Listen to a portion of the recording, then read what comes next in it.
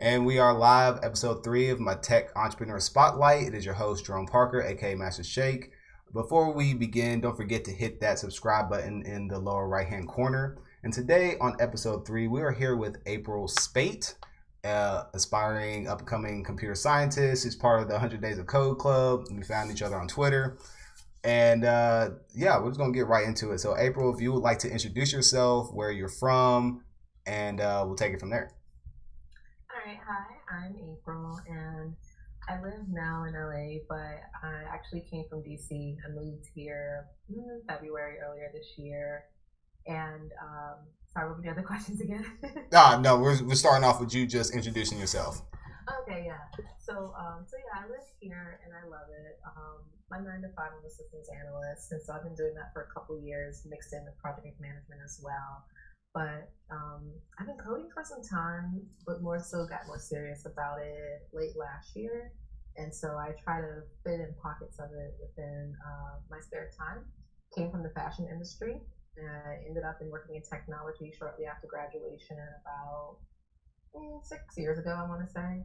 And I flipped back and forth between both, but I always seem to spend time in some, spend time in the other. Sometimes they blend together. So that's me.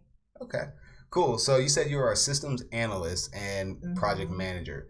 So for those who aren't familiar with what a system analyst and project manager is, can you give an overview of what you do?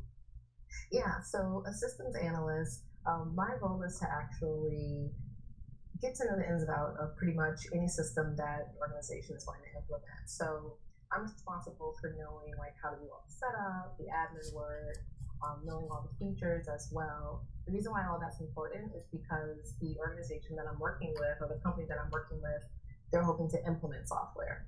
So I then also take their actual business needs and I marry that with my knowledge of being a systems analyst. So that's one part of it. It's also the other side, whereas an organization or company may already have software, and then my goal is to go in, look at their processes, and then with my knowledge of software, see if there's any ways to make their processes more efficient, and also to make sure that they're fully utilizing all of the features that benefit them most within a system, because most customers, they'll buy software with a lot of big goals in mind, but at the end of the day, they're not using every single thing that could be benefiting them. So that's where I come to play there. With project management, it has some tie-in with that. If I am doing an actual implementation, then I'm responsible for managing that whole project. So from start, which is with discovery, all the way to go live, I am the one that's holding all the meetings. I'm gathering all the requirements. If there are other key players involved, I'm the one that's making sure that they're in line with whatever the project plan is that I've created. And then I'm also basically like the voice of the project. So if something goes right or something goes wrong, it falls back on me. And I'm just always known, or more so responsible for being able to communicate what's happening, and also kind of being that middleman between, if it's like a development team, between them as well as the client. So that's what a project manager is, for me at least. But there's different types of project management. That's more so in line with what I've done. Okay, so are you work in an agile environment? Yeah, I do. Yeah, in the past it was a little different, but the current environment that I'm in, that's how it is. And my last role, I used to work for a software vendor, and we were also in the agile environment there. Nice. So tell us about how you got into the IT space. What was your path? So, very interesting story. So as I told you, I started out in fashion, and throughout undergrad, I had just never done any jobs more so related to what I was pursuing in school. And it was always just things to pick up. And that's how I kind of got sucked into fashion. But I want to say my 4th year, I went to University of Maryland, my 4th year there, I actually had transferred because I had moved out of state. And I needed to finish my degree, but I couldn't just also pick up Maryland and take it with me. So I transferred to one of the sister schools, UMUC, and what I was studying at the time was linguistics, which is a scientific study of language, but that's not really a field that you get at a lot of like smaller schools. So I had to find something else, and I also had needed like funding too. So I ended up going through this program at the time for people in the military, and I was able to get money for a certificate program in business project management. But it was just going to hold me over until I could finish up my degree, and so that's how I started with project management. I did graduate, and once I did, I was like, okay, I need to get a job. I need to get out of retail because retail doesn't pay anything, as most people probably know. And so everything that I kept finding in terms of jobs of project management were all IT jobs. And I remember complaining like to my mom and my friends saying that there is like no jobs in project management like at that time that I qualified for because I don't have an IT background because nothing that I did in undergrad was IT related. And so I really kept trying, and I eventually ended up getting an internship with Consumer Technology Association. They're the ones that put on the big show in Vegas, International CES. And so I interned there. When I actually came to the interview, um, it was interesting because I had to tailor my resume, which had a ton of retail, to look more project management focused because it was a project management internship. And I was able to do that fortunately. And when I actually got interviewed by my senior director, lie to you not, he came into the room and he looked at my resume, looked up at me, and he was just like, "You like computers?" And I was like, "Yeah." And he was like, "Well, that's all I need to know." So it worked out. I got a job offer. But I think what really helped too was going into knowing that it was an internship and being aware of what it was that I wanted.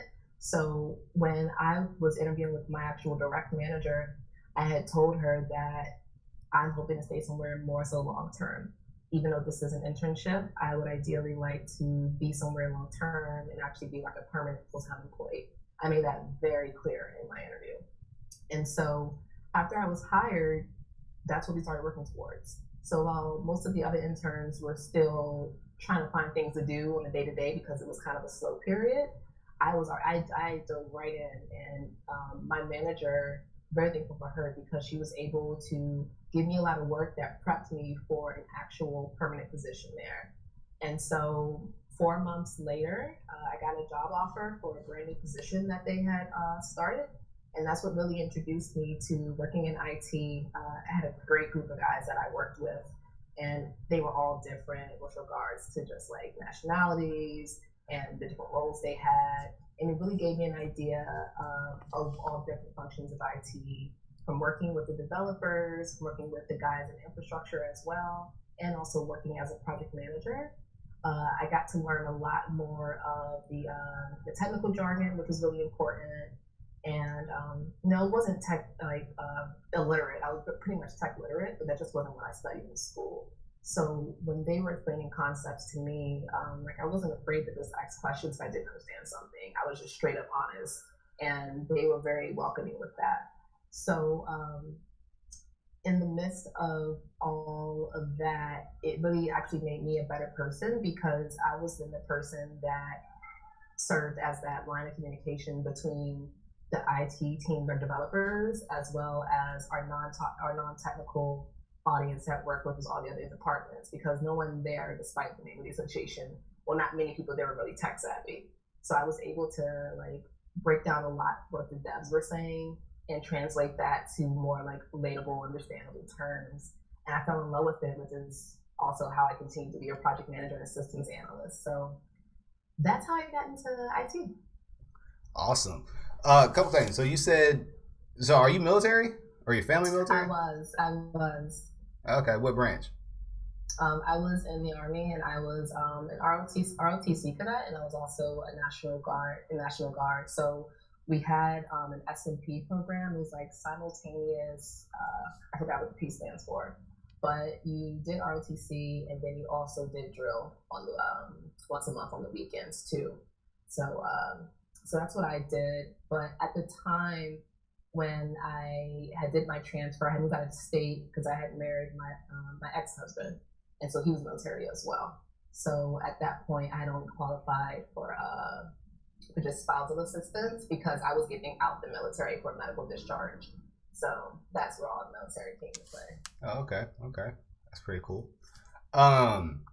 So you said that you started off in the fashion industry, you went into tech. So I used to have a contract at Sephora in San Francisco. Mm-hmm. So that was like my only experience with like fashion and makeup and all that. And it was a really, really interesting world to say. That's actually one of my favorite contracts was working at Sephora, seeing how the marketing side and tech side came into play. So is that something that you want to pursue later? Like, do stuff with fashion and tech, combine them together? I get asked that question a lot, believe it or not. I personally have always wanted to keep the two separate. I've never taken much of an interest in combining the two. I had the idea once upon a time of just creating different platforms that help small businesses within like the fashion side. So whether that be different apps, CRMs that are more geared, like more for like their clients, where they're not like as robust as like a Salesforce, but like it gets the job done. I wanted to do things like that, but as my interest in tech continued to evolve and change, that's not necessarily where my heart lies anymore. So I keep them separate. I sew and I design, so I do that whenever I'm not coding. But as of now, where my current interests lie, I don't really want to combine the two together. Okay, cool. What were your biggest challenges of getting into the software or IT space, and what have been your biggest accomplishments thus far?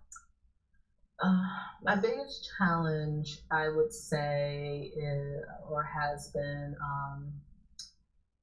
coming back into that space. I briefly touched upon it in the beginning. I got started in fashion, went working in IT, and then I left IT and went back to fashion.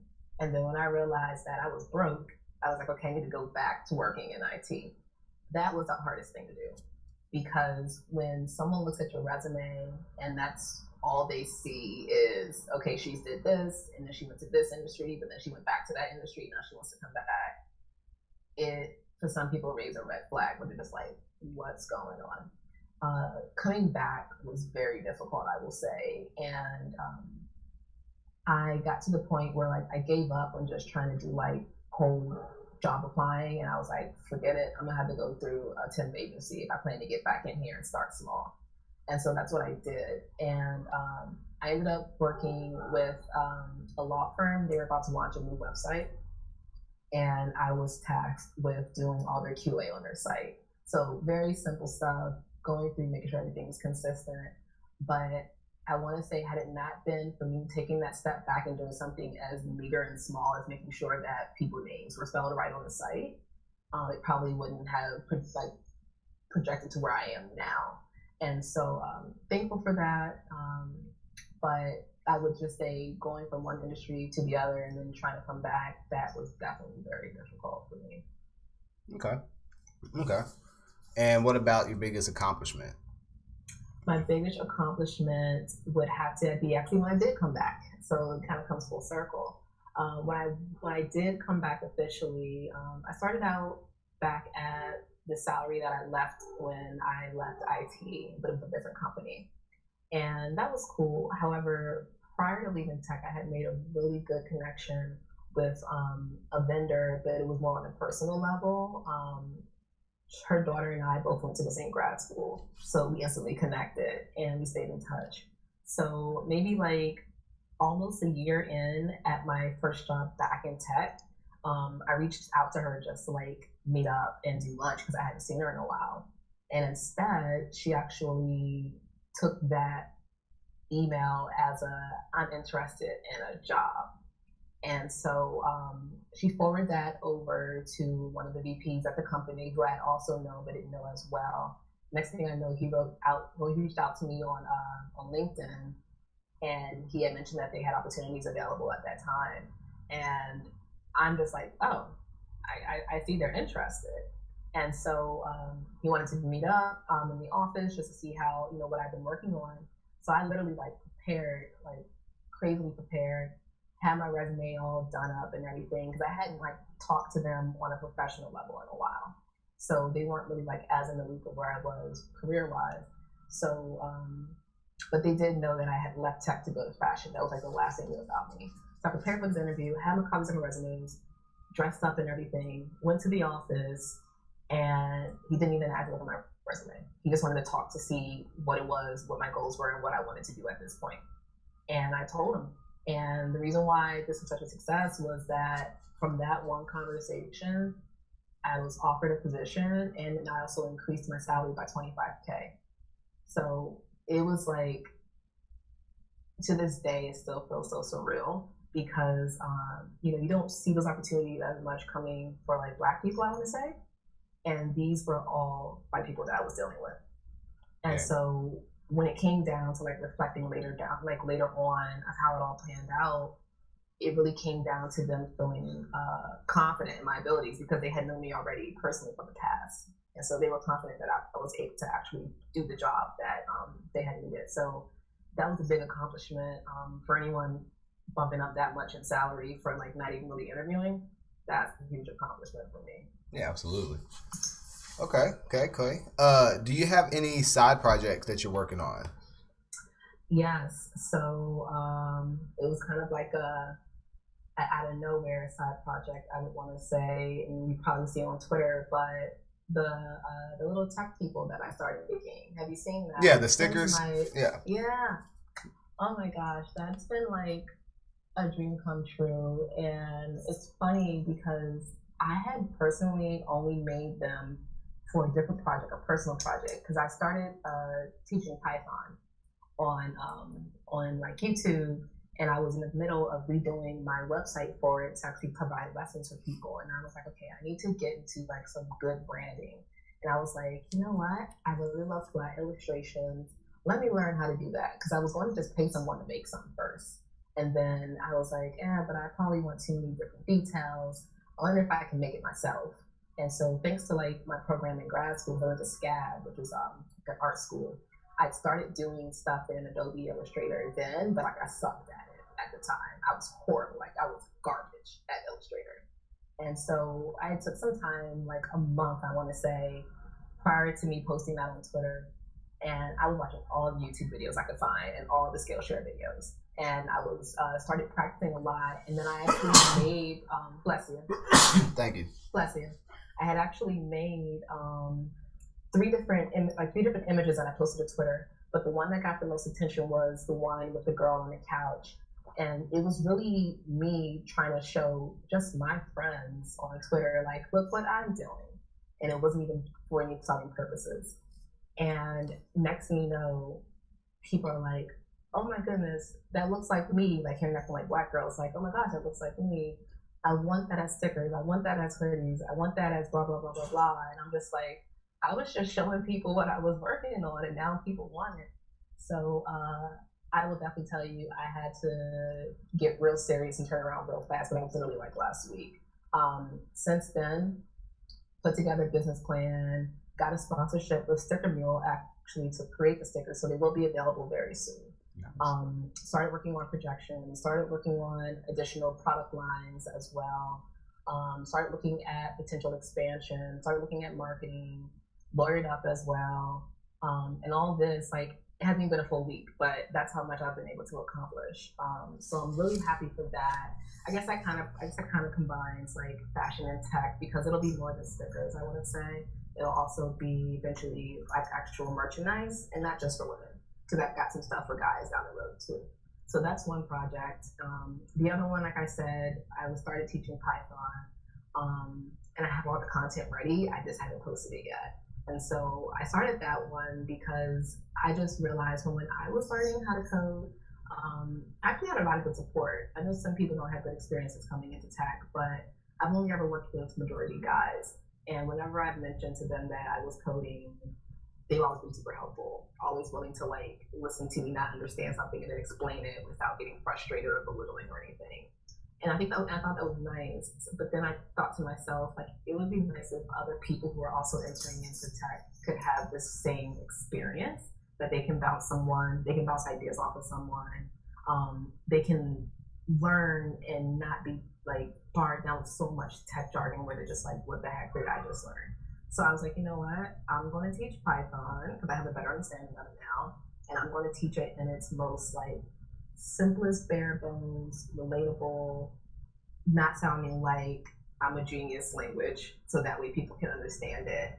And it's really more geared towards people who don't have tech backgrounds, people who may not know what an IDE is, for example, people who you know, it's something that they took an interest in, and that's more what the audience is. So that's another project. And then the only other third one I would say, I just went to an event Sunday with Twilio, that I'd heard of the company, but I didn't know quite what they actually created or did until I got there. But if you're not familiar, they provide different like communications products. Yeah. And yeah, so you're familiar, yeah. Yeah, I've done Twilio tutorials on my YouTube page and stuff. Yeah. Okay, perfect. So yeah, so I went to one of their events Sunday.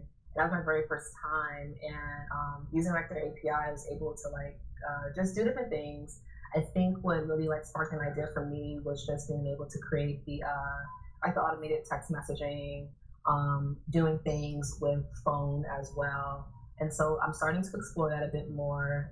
It's more so an interest of mine because I do have my linguistics background from undergrad, and I'm really big into language and communication.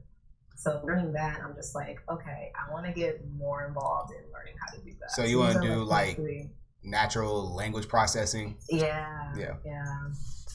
So those are my little 3 mini projects. Awesome. I think I asked all the questions. Is there anything? Do you have any words of wisdom for anybody watching this who wants to get into tech? Yes, I will definitely say anything's possible, and don't worry about how often you might hear no. You have to continue to persevere. It doesn't matter what type of background you come from. It doesn't matter if you have never even opened up a code editor a day in your life. If you want to be a dev, you can be a dev. The only person that's stopping you is you. If you want to work in any other area of tech, you can do it, and it's never too late to learn. Right. You can learn at any age, and just go for it. Don't take no for an answer. And as long as you don't give up, you'll get there. It might take a while for some people. It might take no time for others, but you'll get there. And the last thing I would say for words of wisdom is don't compare where someone else is within their journey to where you are in your journey and making that transition, because you don't know their connections they have.